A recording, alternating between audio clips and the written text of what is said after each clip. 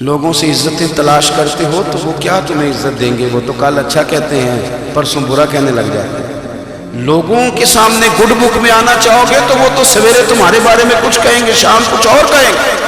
اپنی روحانی زندگی آباد کریں، اپنے مسلح کو وقت دیں، اور دنیا سے چھپ کر اس موبائل کو بند کر کے اور اپنے آپ سے بھی چھپ کے اور تنہا ہو کے چھپا کے سارا کچھ اپنے آنسو اپنے رب کی بارگاہ میں پیش کریں، اس کے حضور حاضری دیں۔ سنو نا ترمذی کی حدیث، اور اسے یاد رکھنا، نبی پاک علیہ السلام نے فرمایا اپنے دکھ لوگوں کے سامنے نہ بیان کرتے، سیٹھوں نوابوں کو نہ بتاتے پھر، دنیا داروں کے سامنے جا کے نہ رونا کہ میں تکلیف میں، پر میں اگر دنیا داروں کو دکھ بتاؤ گے رب تمہیں کبھی غنی نہیں کرے گا۔ اور لوگ ہیں کہ الٹا مذاق اڑائیں گے، آپ کی جس سے بڑی پکی یاری ہے نا، پکی، وہ تب تک پکی ہے جب تک آپ نے 50,000 مانگا نہیں، اور جس وقت آپ نے کہہ دیا کہ میں مجبور ہوں میری مدد کر، تو پھر ختم ہو گئی دوست۔ لوگوں کی تعلقات آپ کے ساتھ تب تک ہیں جب تک آپ ان سے کوئی ضرورت وابستہ نہیں کرتے۔ کریم محبوب فرمانے لگے بندوں کے سامنے دکھ نہ بیان کرنا، اللہ تجھے کبھی غنی نہیں کرے گا۔ تو اپنے دکھ اپنے رب کو بتا، تو دعائیں مانگ، تو اس کی بارگاہ میں حاضر ہو، تو اس کے حضور عرض کر۔ فرمایا اپنے دکھ اپنے رب کو بتا، وہ جلدی کرے یا دیر سے کرے تجھے ساری دنیا سے بے نیاز کر دے گا، تجھے کسی کا محتاج نہیں رہنے دے گا۔ اپنے مسلح کو، اپنی دعاؤں، ایک بزرگ فرماتے ہیں میں نے دعا مانگنے کا طریقہ اپنی بیوی سے سیکھا، دعا مانگنے کا طریقہ اپنی، سیکھنے والے تو اپنے بچوں سے بھی سیکھنے والے تو ہر ایک سے سیکھ۔ وہ کہتے ہیں میں نے دعا مانگنے کا سلیقہ اپنی بیوی سے سیکھا ہے۔ حضرت وہ کس طرح؟ فرمانے لگے میری بیوی نے نا مجھے کوئی کام بتایا، کچھ پیسوں کی ضرورت کے لیے کہا، تو میں نے اسے کہا کہ بھئی ابھی میرے پاس نہیں ہے، کچھ دنوں میں آتے ہیں تو میں دے دوں گا۔ عورتوں کی عادت ہوتی ہے وہ بار بار یاد کراتی ہیں، 2-4 دنوں کے بعد پھر اس نے کہا حضرت وہ میں نے کہا تھا کچھ پیسے، میں نے اسے کہا کہ ابھی میرے پاس نہیں ہے، کچھ دنوں میں ملتے ہیں تو میں تمہیں دے دوں گا۔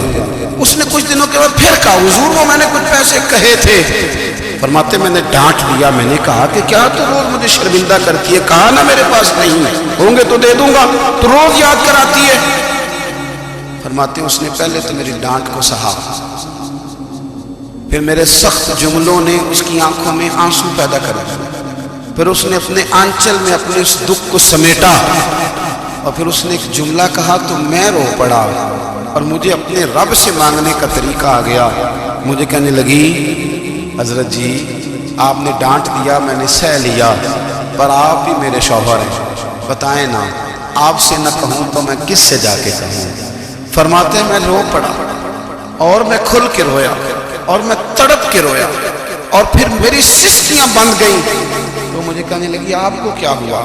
میں نے کہا مجھے بھی دعا مانگنی آ گئی۔ جب میں اسے کہوں گا نا اللہ تو ہی میرا رب ہے، میں تجھ سے نہ کہوں تو میں کس سے جا کے، میں کیوں کسی بندے سے سوال کروں، میں کیوں کسی دنیا دار سے کہوں؟ میں تیرے بندوں کا، نیک بندوں کا وسیلہ لے کے، تیرے محبوب کی غلامی لے کے تیری بارگاہ میں آیا، تجھ سے نہ مانگوں تو کس سے مانگوں؟ سمجھ آ گئی ہے جب میں اس رنگ میں مانگوں گا تو پھر رب میرے اوپر بڑا ہی فضل فرمائے گا، وہ میرے اوپر بڑی رحمت کرے گا، وہ میرے لیے آسانیاں کرے گا۔ عزیز دوستو ہم اس طرح کرنے لگ گئے ہیں کہ ہم نے نا اپنے تعلقات پر اعتماد کرنا شروع کر دیا۔ میرے تعلقات بہت ہیں، ہم نے اپنی دولت پر اعتماد کرنا شروع کر دیا، میرے پاس دولت بہت ہے، ہم نے اپنے علم پر، اپنی شہرت پر اعتماد کرنا شروع کر دیا کہ میرے پاس فلاں چیز بہت ہے۔ یاد رکھنا جب بے نیاز اپنی صفت بے نیازی دکھاتا ہے تو بڑی بڑی دولتوں والے مجبور نظر آتا ہے۔ بھائیو جب انسان کا رشتہ اپنے مالک کے ساتھ ہوتا پھر تو غم بھی کچھ نہیں کہتے، پریشانیاں بھی کچھ نہیں کہتی، پھر تو زندگی صبر والی، پھر تو زندگی توکل والی، پھر تو زندگی بھروسے والی، پھر انسان اپنے آپ کو رسوا نہیں کرتا، دنیا داروں سے امیدیں اس کی ختم ہو جاتی، امیدیں اللہ رسول سے لگا لیتا ہے، مضبوط ہو جاتا ہے، مضبوط طاقتور ہو جاتا ہے، خوددار ہو جاتا ہے، باوقار باعزت ہو جاتا ہے۔ حضرت بہلول دانا رحمۃ اللہ علیہ بیٹھے تھے تو ہارون رشید حج کر کے آ رہا تھا، تو رستے میں حضرت شیخ سے ملاقات ہو گئی تو السلام علیکم کے بعد کہنے لگا حضور کوئی حکم ہو تو بتائیے گا. تو حضرت بہلول دنا فرمانے لگے تیرا رب کون ہے؟ اس نے کہا اللہ. تو فرمایا میرا کون ہے؟ کہا اللہ. فرمانے لگے تو بڑا ہی بیوقوف ہے، کیا تو یہ سمجھتا ہے کہ رب ہارون رشید کو تو دیکھ اور بہلول دانا کو بھول جائے گا؟ تیرا بھی وہی رب ہے، میرا بھی وہی رب ہے. اس نے اگر تجھے دے کے آزمایا ہے تو ہو سکتا ہے مجھے نہ دے کے آزما رہا ہو. جب اس کی حکمت کے تقاضے ہوں گے تو عطا کرے گا اور دے گا. تو جا اپنا کام کر. بھائی اپنی روحانی زندگی، اپنی عبادات، اپنے وظائف، اپنے روزمرہ کے معاملات، اپنی دعائیں، اپنا استغفار. دیکھو مشکل کام تو نہیں 2 رکوع ہیں سورہ واقعہ کے اگر رات کو پڑھ لی جائے تو. میں کس طرح یہ بات بیان کروں کہ تعویذ بانٹنا آسان ہے اور وظیفہ بتانا مشکل ہے. سارا دن تعویذ بانٹیں تو لوگ لینے کو تیار ہیں، اور اگر آپ وظیفہ بتائیں تو کہتے ہیں تو مشکل کام ہے. او خدا کے بندے، اگر آپ کا تعلق قرآن پاک کے ساتھ مضبوط ہو، قرآن پاک کے ساتھ اگر آپ کا رشتہ ہو، لوگ سفارشیں ڈھونڈتے ہیں نا دنیا میں، کوئی تعلق مل جائے تو میرا کام ہو جائے. دنیا میں اتنا مشکل معاملہ ہے، آخرت میں مجھے بتائیے گا کتنا مشکل معاملہ ہوگا. میرے نبی پاک صلی اللہ تعالیٰ علیہ وسلم نے فرمایا جو لوگ سورہ ملک پڑھا کرتے تھے نا، سورہ ملک، یہ سورت ملک قیامت میں ان کی سفارش کرے گی، اور اس طرح کرے گی کہ کہے گی اے اللہ یہاں اس بندے کو جنت میں داخل کر دے یا مجھے قرآن پاک سے علیحدہ کر دے. تو رب فرمائے گا جا اس کا دامن تھام کے اسے جنت تک پہنچایا. آپ بات کو سمجھیں، جب آپ کے تعلقات اپنے معاملات کے ساتھ مضبوط ہوں گے. یہ نبی کریم نے وعدہ کیا ہے کہ تو سورت واقعہ پڑھ تیرے گھر میں فاقہ نہیں آئے. حضرت عبداللہ ابن مسعود رضی اللہ تعالیٰ عنہ بیمار تھے تو حضرت عثمان غنی رضی اللہ تعالیٰ عنہ تیمارداری کے لیے تشریف لے گئے اور جا کر کے کہا کہ آپ بڑے بیمار ہیں، آپ کی بیٹیاں زیادہ ہیں، میں چاہتا ہوں کہ خزانے میں سے کچھ مدد کروں. تو سیدنا عبداللہ ابن مسعود رضی اللہ تعالیٰ عنہ اٹھ کے بیٹھ گئے اور کہنے لگے امیر المومنین اللہ آپ کو میری طرف سے، میری بیٹیوں کی طرف سے بہتر سلا دے. میری بیٹیوں کو کسی خزانے کی ضرورت نہیں، میں نے انہیں خزانہ دے دیا ہے. کہا جناب آپ نے کون سا خزانہ دیا ہے، میں آپ کے مالی معاملات کو جانتا ہوں. تو فرمانے لگے امیر المومنین میرے نبی کریم نے فرمایا ہے جو سورت واقعہ پڑھے اسے کبھی فاقہ نہیں آتا. میں نے بیٹیوں کو یاد کرا دی ہے، یہ خزانہ میں نے انہیں دے دیا ہے. وہ سارے والدین سنیں جو بیٹیوں کے لیے پریشان رہتے. حضرت عبداللہ ابن مسعود نصیحت کر رہے ہیں، فرمانے لگے میں نے سورت واقعہ یاد بھی کرا دی ہے، پڑھنے کی عادت بھی ڈال دی ہے. حضور نے فرمایا ہے جو سورت واقعہ پڑھے اسے فاقہ نہیں آتا. کہنے لگے چاند کو اپنی جگہ چھوڑ سکتا ہے، سورج گر سکتا ہے، تارے ٹوٹ سکتے ہیں، پر مدینے والے رسول کی بات غلط نہیں ہو سکتی. حضور نے فرمایا فاقہ نہیں آئے گا تو انشاءاللہ کبھی بھی نہیں آئے گا. کرنے کا کام یہ ہے کہ ہم اپنے معاملات، اپنی عبادات، اپنی دعائیں کبھی 10 منٹ عادت ہو جائے نا دعا مانگنے کی علیحدہ سے رات کو. حضور نے فرمایا جو فرض نماز کے بعد دعا مانگے اللہ اس کی قبول کر لیتا ہے. نبی پاک صلی اللہ تعالیٰ علیہ وسلم نے فرمایا اللہ مسافر کی دعا قبول فرماتا ہے. حضور نے فرمایا اللہ مظلوم کی دعا قبول فرماتا ہے. حضور نے فرمایا بیمار سے دعا کراؤ اللہ اس کی دعا قبول فرماتا ہے. میرے نبی پاک نے فرمایا ماں باپ جب بھی اولاد کے لیے ہاتھ اٹھائیں، ویسے تو بلے شاہ تو آسمانی اڈ دیا ہی پھڑ دیں، جڑا گھر بیٹھا انہوں پڑھیا ہی نہیں. حضور فرمانے لگے ماں باپ جب بھی اولاد کے لیے دعا فرمائیں اللہ ان کی دعا کو قبول کرتا ہے. آپ اپنا تعلق بنائیں، دعا کے ساتھ، عبادت کے ساتھ، مصلی کے ساتھ رشتہ بنائیں، استغفار پڑھیں. صلاح الدین ایوبی صلیبی جنگوں میں تھے، رات کو مسجد اقصیٰ میں نماز پڑھی تو پریشان تھے.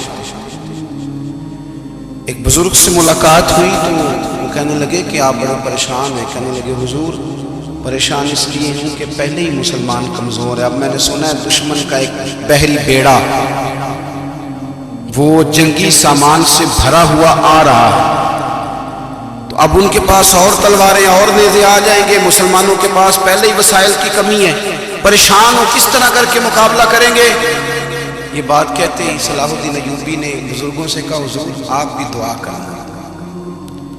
دعا کی بڑی طاقت ہے۔ میرے نبی پاک نے فرمایا دعا مومن کا ہتھیار ہے، دعا مومن کا، دعا مومن کا۔ حضور نے فرمایا تقدیر کو سوائے دعا کے کوئی چیز نہیں بدل سکتی۔ دعا مومن کا ہتھیار ہے، یہ کافر کے پاس کوئی نہیں، یہ ہتھیار ہے مومن کا۔ اللہ کرے آپ کو سمجھ آئے، پھر سنیں کئی بار کہہ چکا ہوں، یہ ہتھیار ہے۔ کافر کے مقابلے میں جو تیرے پاس سب سے بڑا ہتھیار ہے وہ دعا ہے۔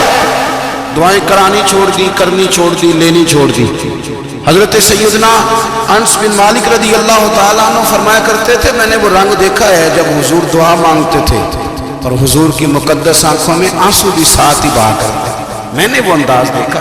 تو صلاح الدین ایوبی بزرگ سے کہنے لگے آپ بھی دعا کیجیے، اور خود رونے لگے اور سر سجدے میں رکھ کے روئے، اور عشاء سے لے کر فجر تک روئے، خوب روئے۔ صبح وہ بزرگ آئے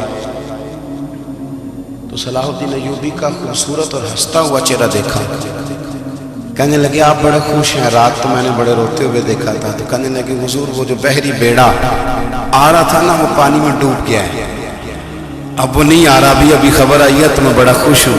بزرگ کہنے لگے اٹھ سینے سے لگ، اور سونے کے بعد وہ بحری بیڑا پانی میں نہیں ڈوبا، وہ تیرے آنسوؤں میں ڈوب گیا۔ وہ جو تو رات رویا ہے نا رب کریم کی بارگاہ میں تو وہ ڈوب گیا ہے۔ حضرت عائشہ صدیقہ رضی اللہ تعالیٰ عنہ فرماتی ہیں ایک عورت تھی اور اسے نبی پاک صلی اللہ تعالیٰ علیہ وسلم نے نا وہ کلمہ پڑھ کے مسلمان ہوئی، مدینہ طیبہ آ گئی تو حضور نے مسجد نبوی شریف میں اس کے لیے مکان، ایک سادہ سا کمرہ صاحب مسجد کے بنوا دیا، وہیں رہنے لگی۔ اکثر وہ سیدہ طیبہ کے پاس آتی تو حضرت عائشہ صدیقہ رضی اللہ تعالیٰ عنہ فرماتی ہیں وہ بڑی باتیں سناتی اور آخر میں کہتی وہ ہار والا دن بھی بڑا عجیب دن تھا اور میرے رب کی قدرتوں کا دن تھا، وہ بھی بڑا عجیب دن تھا۔ سیدہ عائشہ صدیقہ رضی اللہ تعالیٰ عنہ ایک دن فرمانے لگی کہ تو ہار والے دن کا بڑا ذکر کرتی ہے، وہ کیا دن تھا؟ تو خاتون کہنے لگی اماں جی وہ دن تھا جب میرے رب پر بھروسہ اور مضبوط ہو گیا، جس دن میرا اپنے رب پر توکل اور بڑھا، میرے ایمان میں یقین میں اور پختگی آئی۔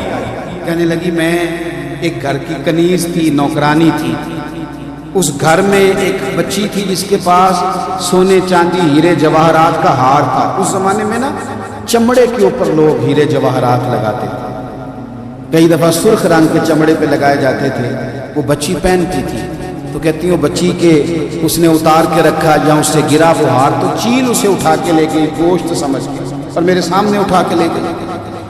گھر والوں نے مجھ سے پوچھا، یہ بخاری میں موجود ہے، گھر والوں نے پوچھا مجھ سے کہ وہ ہار کہاں ہے تو میں نے کہا چیل اٹھا کے لے گئی۔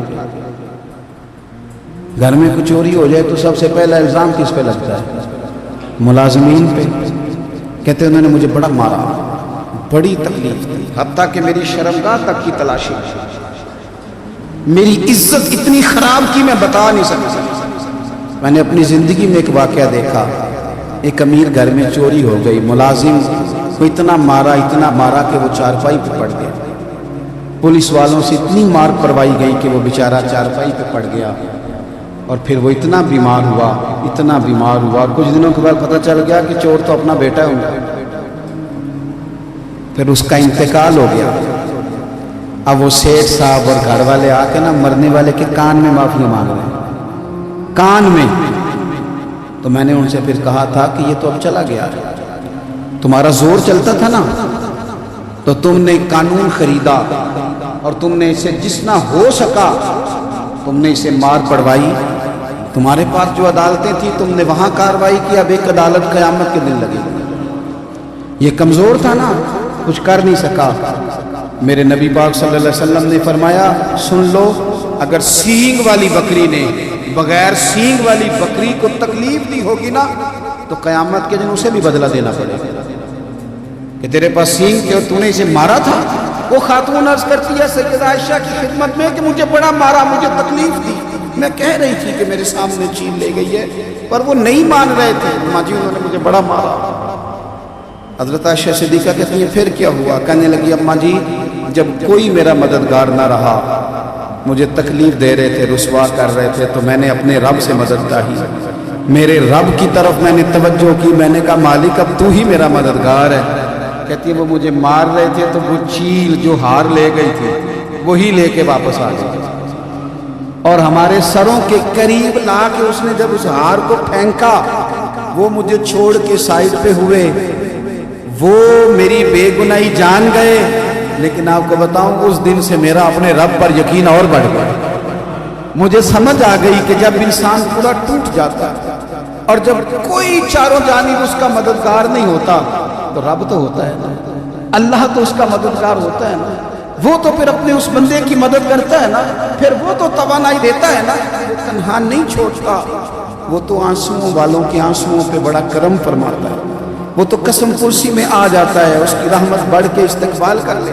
او میری ملت کے جوانوں، مزہ نہیں آ جاتا جب ساری دنیا سوئی ہو، ساری دنیا، اور بستر بھی گرم ہو اور نیند بھی پورا غلبہ کر رہی ہو، اور اچانک گھنٹی بجے دماغ میں، آنکھ کھلے، گھڑی پہ نظر پڑے، 3:30 4 بجے کا پیغام گھڑی بتائے، اور کوئی چڑھتی جوانی والا اٹھ کے وضو کرے، اور جب وہ مصلی کھول کے بچھائے تو مدینے والے محبوب کہتے ہیں کہ ہر نماز پہ رب ثواب دیتا ہے، اور جو اٹھ کے تہجد کی نماز پڑھے اسے دیکھ کے تو رب مسکراتا ہے، جو اس کی شان کے لائق ہے، جو اس کی شان کے لائق، وہ مسکراتا ہے، خوش ہوتا ہے کہ میرا بندہ تہجد میں اٹھ گیا، وہ مسکراتا ہے۔ کاش ہماری صبحیں کبھی اپنے مالک کے نام ہو جائیں، کاش کہ صبح حضرت ابو الحسن رحمۃ اللہ تعالیٰ علیہ حضرت معاذ ابن جبل رضی اللہ تعالیٰ عنہ کے پاس بیٹھا کرتے تھے، فرماتے ہیں ان سے جو پیار بڑھا تو پھر میرا مصلی سے بھی بڑھ گیا۔ تابعی ہیں، فرماتے ہیں صحابی رسول سے محبت ہوئی تو ذکر سے بھی ہو گئی، پھر درود شریف سے بھی ہو گئی، محبت ان سے بڑھی تو پھر اللہ نے مسجد کا پیار بھی بڑھا دیا۔ آپ فرماتے ہیں کہ میری ہر وقت طبیعت چاہتی تھی کہ بس اللہ اللہ کرو، بس اللہ اللہ کرو، بس نہ میں ذرا تھوڑی جان چھڑاؤں لوگوں سے، کو 10 منٹ ملے تو میں کو 4 نفل پڑھ لوں، میں تھوڑا سا نہ بچوں لوگوں سے، اور مجھے تسبیح ملے تو میں نہ کچھ 400-500 دفعہ استغفار پڑھوں، سبحان اللہ، الحمدللہ، اللہ اکبر، لا حول ولا قوت الا باللہ، میں نہ تسبیحات پڑھوں۔ فرماتے ہیں کہ بچے تھے گھر میں 6 سال، غربت تھی، کام ملتا کوئی نہیں تھا، اور میں کام چور نہیں تھا، کام ڈھونڈتا تھا، پر اللہ کی قدرت کے کام نہیں ملتا تھا۔ فرماتے ہیں کہ میں نے ایک دن اپنی اہلیہ سے کہا کہ آج میں پھر جاتا ہوں کام ڈھونڈنے، تو میری بیوی بڑی فرما بردار تھی، پر اس دن نہ غربت کے ہاتھوں تنگ آ کے کہنے لگی، آج نانا کوئی تو چیز لے کے آیا، تو مجھ سے بچوں کی بھوک نہیں دیکھی جاتی، سب روگاں دا روگ محمد جس دا نام غریبی، کنڈ بلا کے لنگ جاندے نہیں دوست یار قریبی، آج نہ کچھ لے کے آیا تو میں بچے لے کے چلی جاؤں گا۔ شیخ فرماتے ہیں کہ میں بڑا پریشان گھر سے نکلا، پر میں نے صبح سے لے کے زور تک کام ڈھونڈا، کام ملا کوئی نہیں، تو میرے دل میں خیال آیا چلو کام نہیں ملتا تو اللہ اللہ تو کرے گا، چلو بندوں کی مزدوری نہیں ملتی تو رب کریم کی عبادت ہی کرتے ہیں۔ فرماتے ہیں کہ میں نے نا فرات کے پانی سے وضو کیا، نہر کے، شدید دھوپ تھی، ساتھ ریت تھی اور ریت تپ رہی تھی، میں نے اپنا رومال وہیں مصلی کے طور پر بچھا لیا، اور فرماتے ہیں کہ زور سے لے کر عصر تک نماز پڑھی، دھوپ بھی پورے زور پہ، پر میرے سجدے کا ذوق بھی پورے زور پہ۔ فرماتے ہیں سورج بھی چمک رہا ہے اور رب کی عبادت کا ذوق بھی پورے زور پہ، میں سجدہ کروں تو پھر میرا اٹھانے کو جی نہ چاہے۔